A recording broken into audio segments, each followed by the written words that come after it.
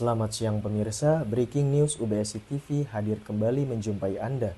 Bersama saya Muhammad Hilmi Farid dengan informasi teraktual dan terpercaya.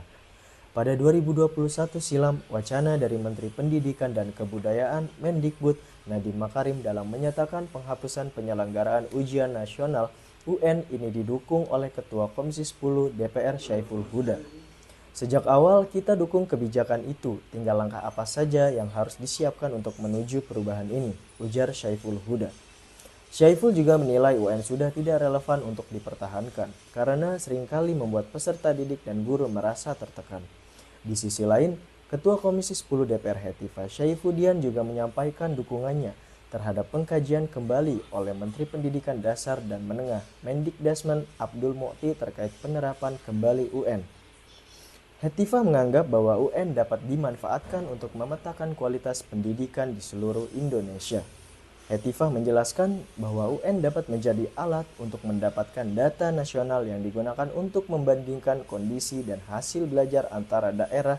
Hal ini dinilainya sangat penting untuk meningkatkan kualitas pendidikan di masa mendatang. Intinya, kita memang perlu data yang bisa dimanfaatkan secara nasional untuk bisa membandingkan kondisi dan hasil belajar atau pendidikan dari satu daerah dengan daerah lain, kata Hetifah di Kompleks Parlemen Jakarta, Selasa 29 Oktober. Abdul Mukhti mengaku masih ingin mendengar terlebih dahulu dari internal para pakar dan masyarakat terkait hal tersebut, termasuk penerapan kembali UN. Sebelumnya, Mendikbud Nadiem Makarim kembali menegaskan bahwa UN 2020 akan menjadi pelaksanaan ujian kelulusan yang terakhir digelar secara nasional. UN 2020 akan digelar dengan mekanisme lama seperti yang selama ini dilakukan, sehingga Nadiem memastikan kepada orang tua yang telah mempersiapkan anaknya bahwa UN tahun depan akan tetap berjalan seperti biasanya.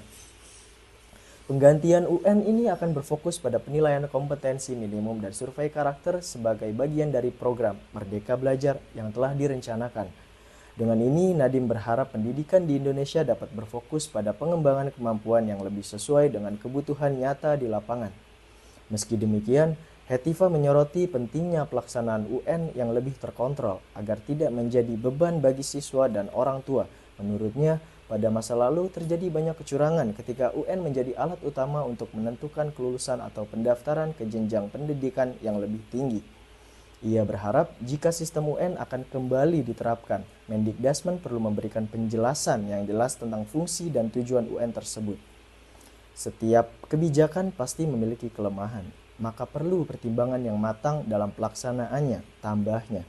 Baik pemirsa, demikian Breaking News UBSI TV pada siang hari ini. Kami akan kembali dalam 2 jam mendatang dari sekarang. Saya Muhammad Hilmi Farid, pamit undur diri. Selamat menyaksikan acara selanjutnya.